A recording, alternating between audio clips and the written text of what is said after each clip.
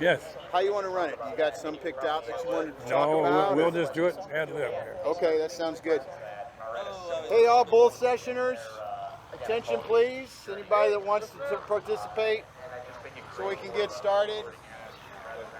We're not be out here all day, getting sunburned. Oh, it's terrible. Today's featured speaker is the famous Gary Hertzler. Infamous. The legendary. And the way this goes is totally informal. We're just going to blibber blabber. All right? If you got questions, speak up so everyone can hear, especially Gary. Gary, speak up if you can. Gary has try to get this on video. Okay, one thing. Can you just ask everybody to introduce themselves and what plane they have? Just Sure. I mean, who are you and what plane do you have? Yeah. Don Berlin, Long Easy. Don Berlin, Long Easy. Bob Lee, Long Easy, Alaska.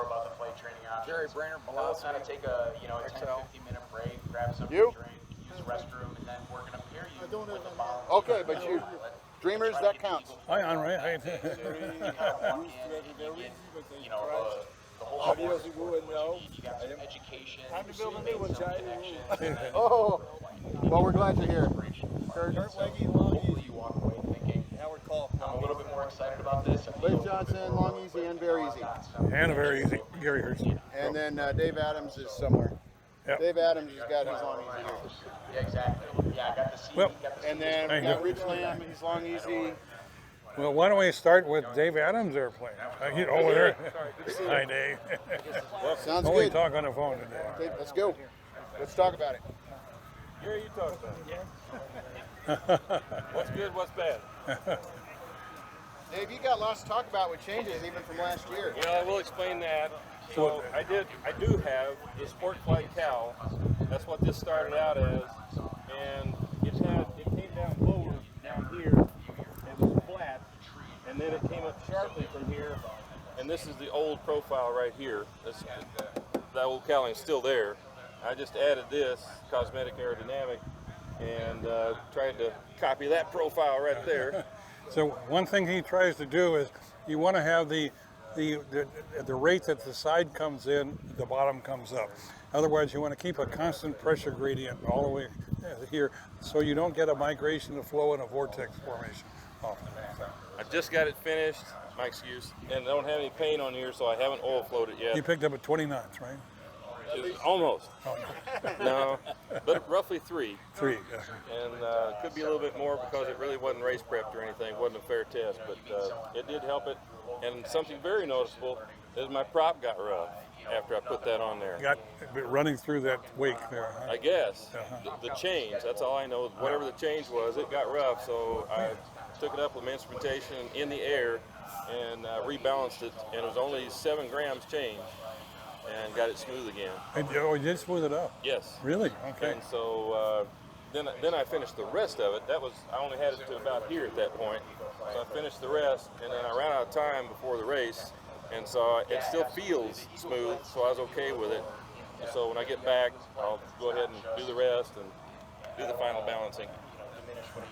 But the other recent change is I put a bell mouth. If anybody cares to get dirty, get down and look inside, you can see the bell mouth in there on the intake to the induction system, which picked up my manifold pressure about a ½ inch. Oh, that's good. That's the good news, but it did block oil flow to the cooler and cylinders 1 and 2. So as a result, I had to add, I already had ramps to 3 and 4, and then the cylinder head temperatures were nicely balanced, but when I put the bell mouth in there, that blocked to 1 and 2, so then I had to add the ramps for 1 and 2.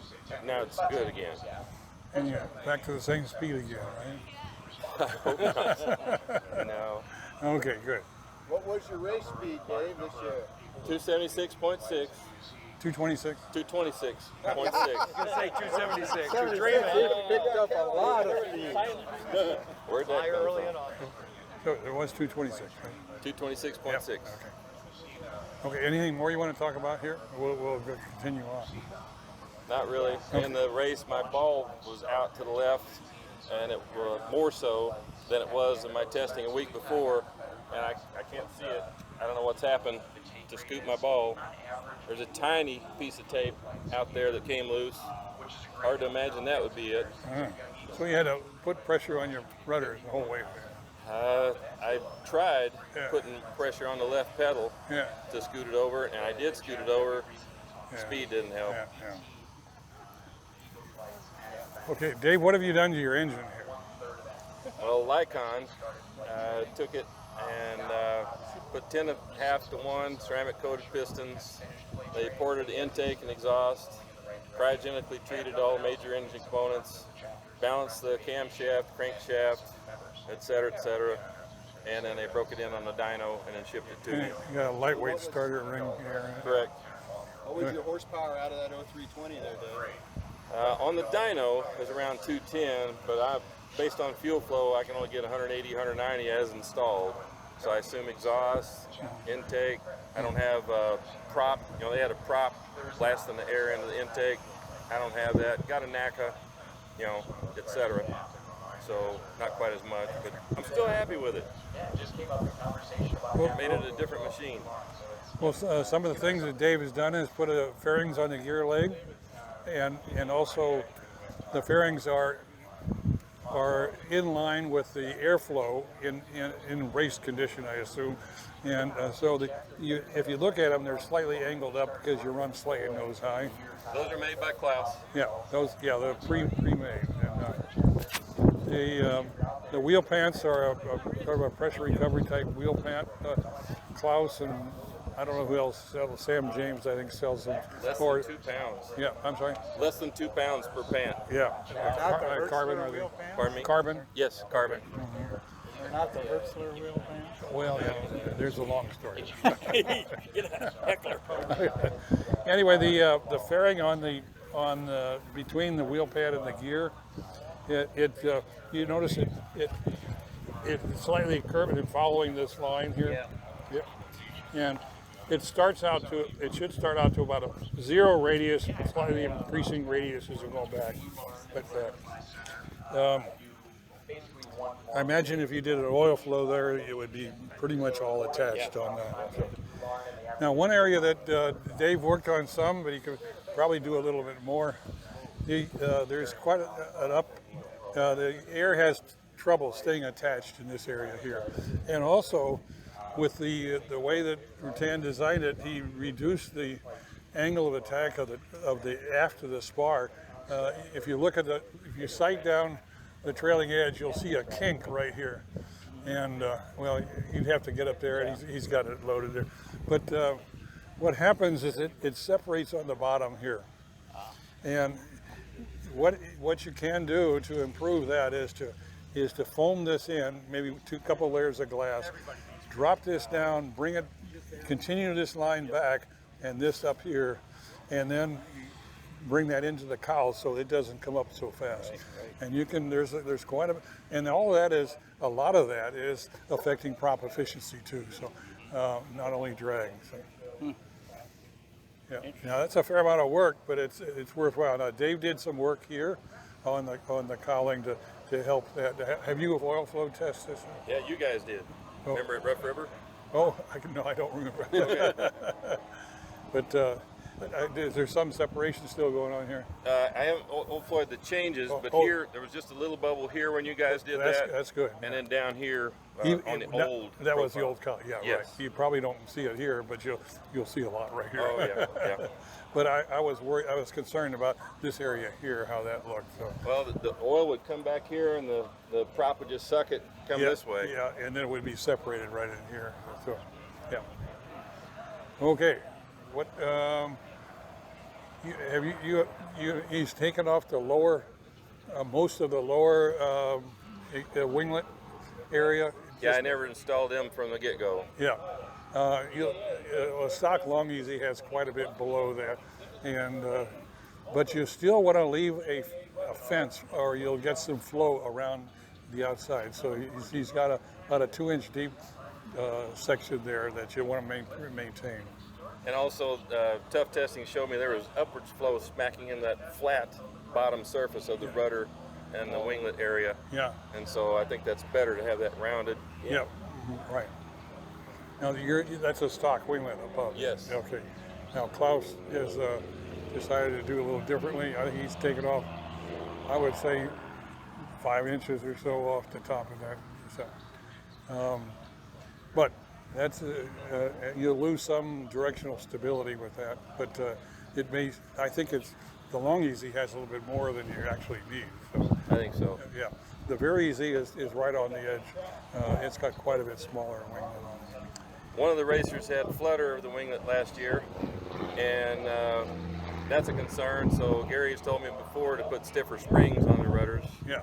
And I've tightened mine up, but nevertheless, this year, just I guess it was Sunday, Klaus commented on the little cusp or undercamber, whatever you want to say, on the outboard of my rudder. He felt that and said, "You won't ever get flutter with that." Okay. All right. Okay, let's see what else we can do. I think your canard tips are standard bronze tips. Yes. Okay. All right. There, and Klaus will. Hi, Klaus. He'll probably talk a little on Thursday. He's going to be talk about the wing tips a little bit, but there's some improvement there that you can make on the wing. Yep. And if we get down to mine today, I'll show you what I did. Could you speak up a little? Oh, I'm sorry. If we get down to mine, which is over by Homebuild headquarters today, I'll show you what I've done and how I would do it differently. So, but let's see. Anything else we want to talk about on here? The nose is mostly standard. It's maybe slightly shorter than the standard. I tried to get a little bit more parabolic. I didn't go with the long nose as the main. Yeah. The lengthened nose you'll see on a lot of them is it doesn't do anything with your speed. It helps your CG. Is probably the big. If you're a lighter pilot. Yeah, you don't need it. Okay. Hello, how you doing? Great, how are you? Are you still flying? Oh, yeah. Well, not professionally, no. Oh, okay, but you don't have your easy anymore, do you? No. Oh, okay. Let's see. Well, why don't we move on? We're gonna leave Klaus's for Thursday. So, but he's done a lot of work in this area here, and that's focused on conservation and environmental issues. They have resources from Pennsylvania, sweeping to the south down to Louisiana, including Kentucky and Tennessee. So it's a pretty wide area, and then pilots in all these different areas have different conservation. The Very Easy, these are quite important. The board of fences here, because it has more sweep on it. The Long Easy, it's questionable how much they do. Klaus has got a couple of them on there. So there must be some benefit. On the Very Easy, it makes the low speed handling better, and you can actually land a little slower with more stability. Somebody to see it from the sky and see the issues. He's done the same gear and gear fairing treatment, that's worth about probably the gear fairing's worth about 4 knots. The wheel pants are worth at least 10 knots on it. And I'm not sure what Klaus did with his, but they. So. In North Carolina, there are different areas of what they call keepers. This is a very nicely made pressure recovery spinner. And when I've since sold my prop business, but I never recommended people putting spinners on. They're good for ramp speed. You know what ramp speed is. Anyway, with a spinner on there, you don't check your prop torque as often because it's more effort to get to it. So, but I think Klaus was claiming a half a knot or something with his. So. I think this is Jim Redmond's spinner, if I believe it. Fayetteville is famous for the military with Fort Bragg. Now this is probably close to what the cowling that Dave Adams started with here. Where a lot of these hog farms are put. But he's done some added material in here, which has helped that separation in this area. It's still got this area over here that could be worked on. Considering the impact to the environment. Okay, so you mentioned you've taken news reporters, politicians, these type of people up. I would imagine it's kind of eye-opening for them at that point. I'm sorry, what? It's eye-opening. Jim Redmond has done quite a bit of work with the intersection up in between the. winglet and the wing, and he claims a 2 to 3 knot, I think, improvement on there. Actually, you had a German film crew come My in test because was they needed that- to get the What's that? information to I did put only on their one when I did it. Did you see the yaw? Yeah, so it got faster. I needed to step on that pedal. definitely a different And so I knew it was doing something. Okay. You mentioned that How much? you do a lot Who of the hell knows? Okay, but Us you, measuring a quarter of a knot or half a knot not is silly. a lot. Okay. Well, Oh yeah, anything's good. it was that I had to step on that. And say, all right, so the ball went out, it did something that put the other one on. Good. For But, me in North no, Carolina, Klaus thinks I'm crazy, hog so- farmers doing the What's proper that? things Klaus doesn't believe it. Yeah, right. Yeah. They do need to have a Have you done an oil flow test? Yeah, well, I did. You get rid of this nasty kind of roll around boundary there going across the bottom of the fuselage. Okay, so if you do that, you build up this nice pressure, but however, you end up, the other thing you want to do with this, why the length of this diffuser helps you, is you want to get the inlet of the scoop at least as far forward in between these gear legs, because there's disturbed air. The air is more disturbed behind it, so you want some nice, clean, straight air coming in. Is that about what you want That's to do? right. Yeah. Okay. So I always made mine come forward. So you needed to bring it forward. You needed it long to get this pressure recovery diffuser system going. So I was shocked the first time I did it, when I did this, because I had called Gary. He had explained this all to me. This is about 20 years ago now. And I asked him, well, how big or how small should I start with the inlet area? And he told me about 25 inches down from 34. And I thought to myself, okay, that's quite a bit. But I thought, I'm going to kind of go for broke here. And that's why I went down to a little 17 and a half square inches, way under what he said, and made that long diffuser and figured, as soon as the thing overheats, I'm chopping it off and I'm opening it up. I'm just going to do that until I find 25 inches or whatever I need. I was shocked the first time I flew that very easy with an 0200 in it, with the 17-inch diffuser. I was operating out of a Class Delta airport. It was a hot day, and I got stuck in line to get out of there. So oil temps and cylinder head temps on the ground were warming up. I was getting nervous. So I was in line, I was in slot. I didn't want to tell the controller I was going to board out of there. So my plan was, I told the controller I was going out to the west, leaving the Delta. My plan was, don't look down at the engine or oil temperatures on the takeoff. Don't look at them.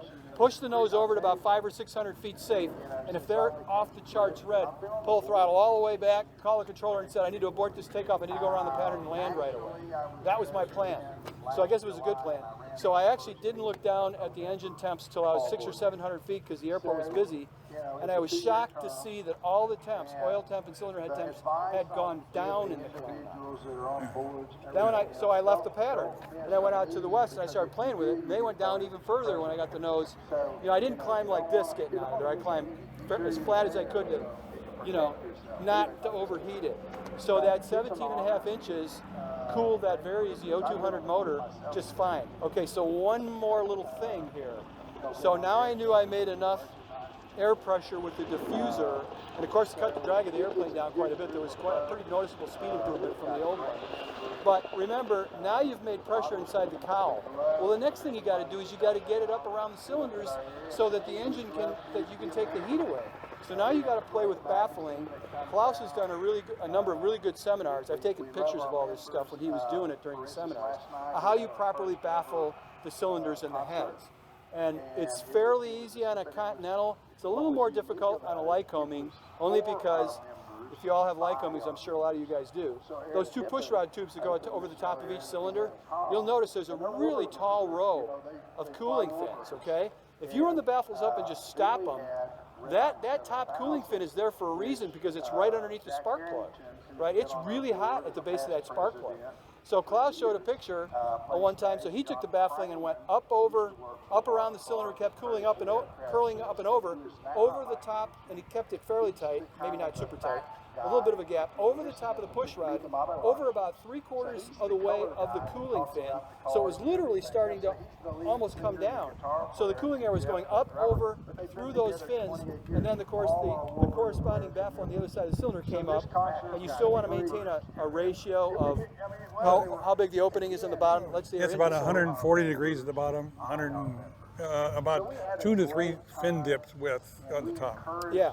So once you wrap these cylinders that tight, and of course the head is the hottest part of the engine. The cylinder baffles don't really get that hot. And they're nice and straight anyways. In other words, they're not changing in dimension or anything. They're just nice rounds. They're pretty easy to baffle. Some guys have even more or less cut off the baffling down there. I did. I left my air opening at the bottom of the baffle like that, like 3/4 of an inch in the top, like the same. Okay?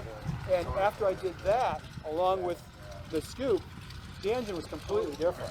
So you got to get enough air pressure in there to cool the engine, and then you got to use it correctly inside the cowling.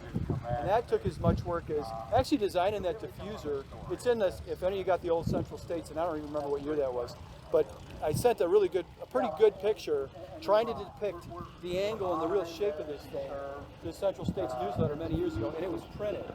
I still have all those pictures. And since then, I've built a number of diffusers. That was on my Very Easy and on the Long Easy. So now I'm with an 0235 engine with high compression pistons because I just rebuilt this engine. I do all my own engine work. I have for many years on all sorts of engines. And so I just souped up the 0235, and I'm down to 14 square inches with an 0235 with high compression pistons. I made my own 4-pipe exhaust and so forth, and I baffled the thing real tight, just like Klaus said, especially for Lycoming. And running 65% power in even 80 degree air yields me the hottest cylinder of about 340, 350, and the lowest one will be around 310 or 320.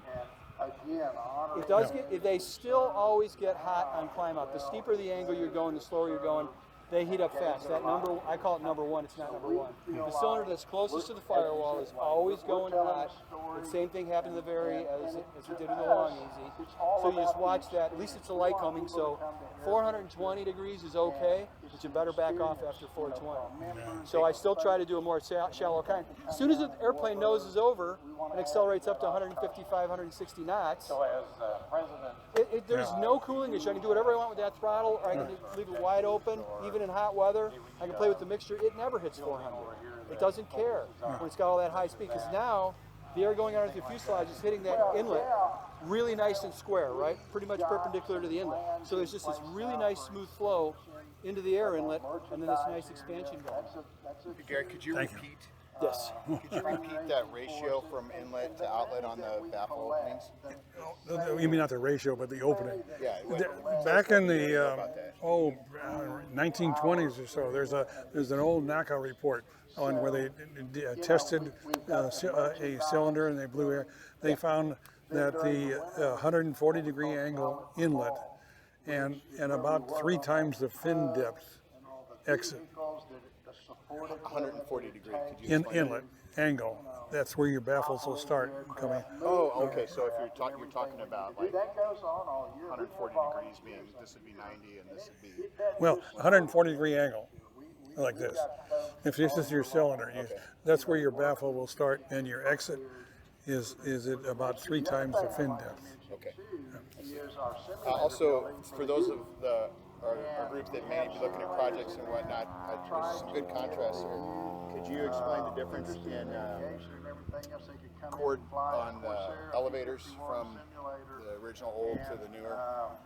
Well, early on in the plans, on the GU Canard, they changed the length of the elevator by about a half an inch, so that nobody should be flying with the short elevator. Still some flying with short ones. So. Yeah. Now I don't know what his is, but that's a. Well, you can maybe the short one still. Yeah. Now, mine is a. It's actually a modified Ron's Canard on mine, and with the standard Ron's elevator. But we'll talk about it a little bit. So, let's see what. Oh, on the cylindrical portion of your cylinder, that's where that 140 degree it really applies, and I made up 8 identical pieces and safety wired them across and held them in place. And one thing you want to do as a little help is to, if your inlet is here, angle those over so it doesn't have so much of a turn to get out. So it doesn't have to go. So towards the incoming air on the bottom and away. Yeah, on the right. top. Yeah. Thank you, Wayne. We appreciate Okay. Can I mention before you leave? Can I mention Of course. an event cooling? Everything that Kurt said, and on mine, the exhaust as it goes out, there's a shroud around it, and it pulls the cylinder air. The exhaust going out pulls. It's called augmentation. Literally, with the downdraft scoops over the spar, you can drop a string in there and it will suck it in idle. Well, idle. Because yeah. it's not the propeller. And on mine, air comes in the back. And if I can demonstrate one little thing. It's Bill James, by the way. I had an inlet right here going in and coming out the exhaust. The exhaust was pulling that in, and I had another NACA for about 2 weeks. I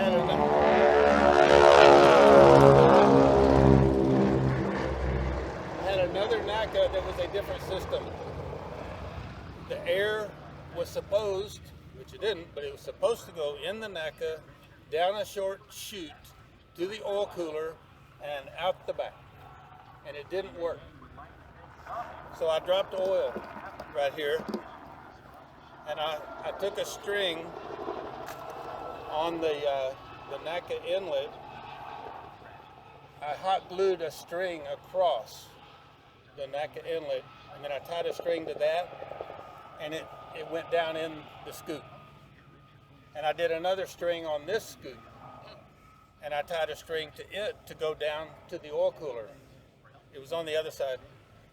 And I dribbled the oil in front of them. So I had the oil and I had the strings. And I pushed the strings into the cylinder cooling and the oil cooling. And I took off, and as I'm climbing out, this string, okay, the oil goes like this. Oh, I'm sorry, the oil went straight in to the one with the augmented cooling. It just went straight in. This NACA inlet, the oil came back here, went over here, and went in there. It pushed it out. This string was centered, pulled in. This string going down the ramp to the oil cooler wiggled out. I should have done video. It wiggled out and went into the cylinder cooling. It came out forward. And so I hot glued strings on the back opening. Hot glued a string, tied a string here and here, and went flying. When I came back, both of them were inside the cowling. So air was coming in the back, going up the oil cooler, out the oil cooler, and over. So, Do you have your plane over here? No, you didn't bring it? you know, it's $100. That's all I wanted.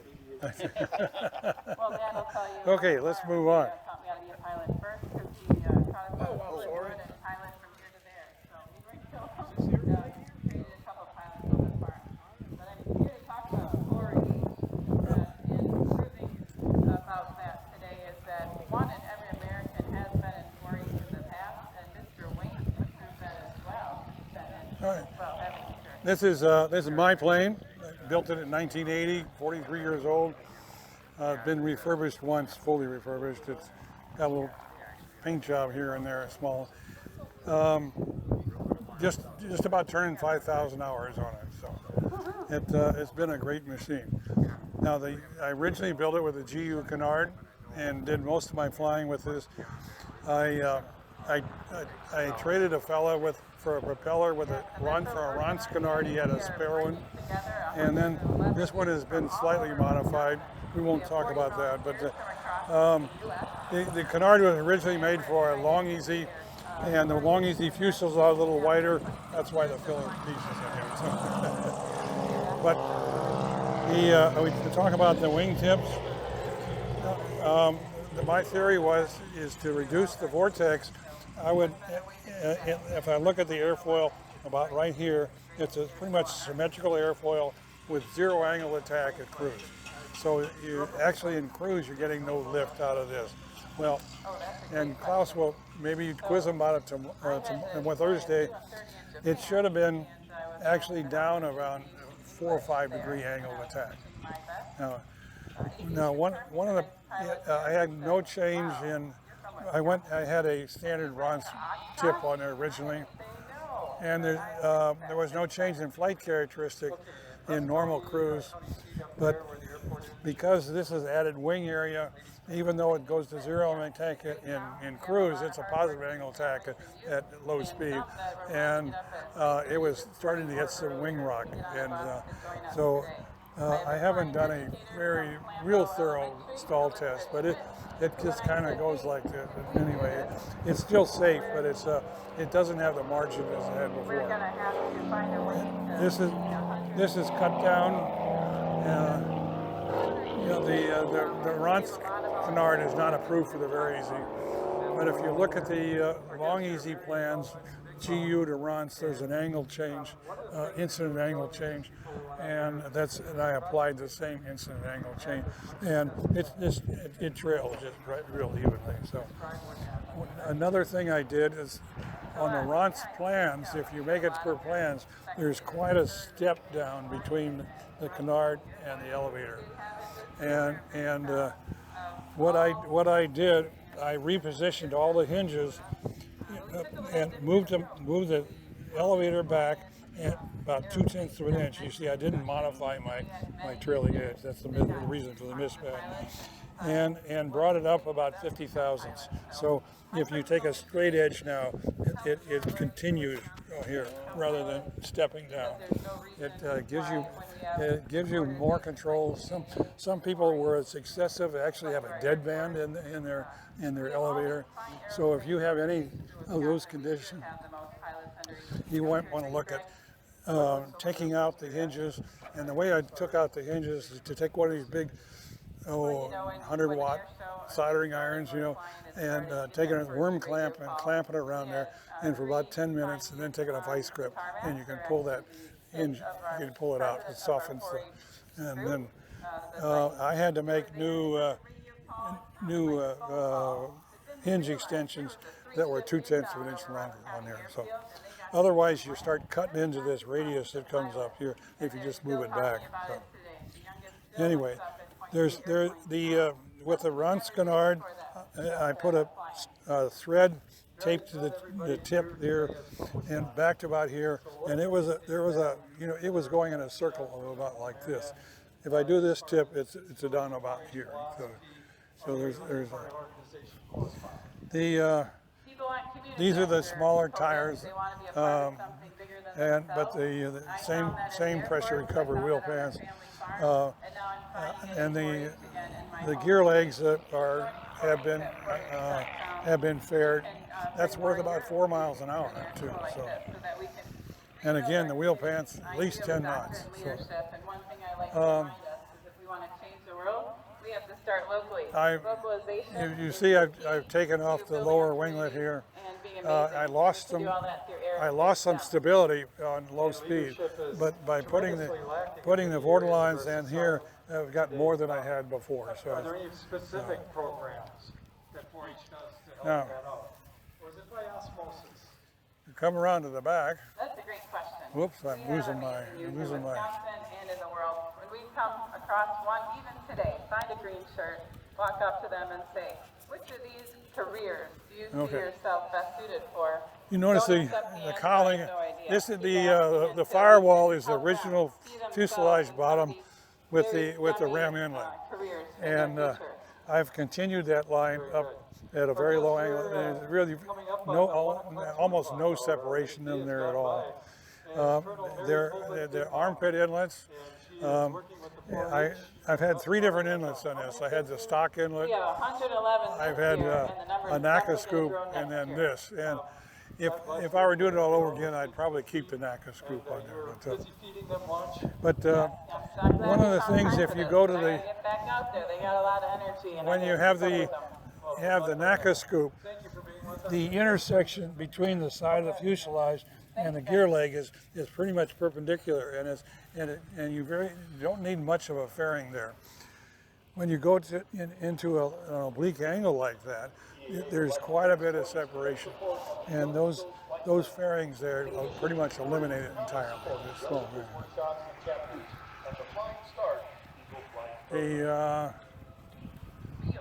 It's got an 8-inch extension. It's worked out fine, but the 6-inch worked out fine too, which I had on before. And now, one of the things with armpit inlets, oil cooling becomes a little more tricky.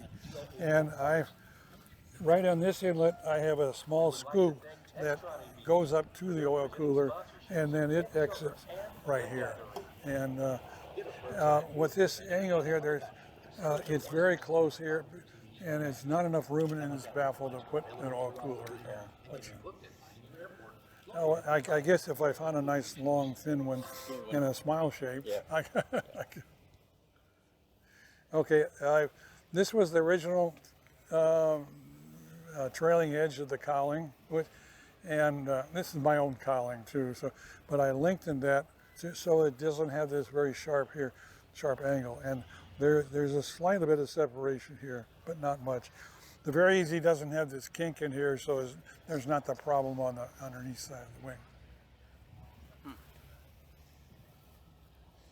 Oh, you may have seen the latest, one of the latest COBA newsletters where Terry wrote up, he came down for about 2 weeks, and a Long Easy landed in front of me about 10 minutes before me, and I wasn't aware of his problem, but he broke the nose wheel off, and I hit it on the runway. I didn't see it, and the gear held up, but it started to loosen it up, and I had to reinforce the fuselage on the right side. It also had a separation of the aerodynamic fairing on here that I had to completely redo also. So, okay. No trailing edge tabs. The wing tabs, like I see. Oh, you mean these guys? No, the trailing edge tabs, like I see on. Oh, you mean that? Okay. You see one on here. Right. Okay, that was Bert's idea of a trim tab, for roll trim tab, but unfortunately it's a 3-axis tab roll trim, because when you pull it down, you get the roll, but you get drag. Right. And because it's behind the center of lift, you get pitch. So it's not a terribly good idea. On here, I've got one of those linear servos with a fiberglass spring that just push and pulls the aileron. Much preferred. Tell me a little bit about the Corsair project and how it began, where it's. Oh, one of the things is some people. The vent for your fuel system, some people have put them up right into that radius there, and there's a big boundary layer there, and you actually start bleeding out your carburetor because you lose pressure on the tanks. So you want to have that at least a ways below that, and at least 3/4 of an inch away from the side. Makes sense. And this is a 235F, but I traded off the F cylinders, and I already had a set of L2C cylinders, so I put that on here. But I had 2,900 hours on the previous O235, still running great, never topped it. But this engine came along, and for $2,500, and I couldn't pass it. Brand new engine. It's a good looking prop. What? Good looking prop. Oh, yeah. Where'd you get that? Out of my garage. Yeah, it's a 78 inch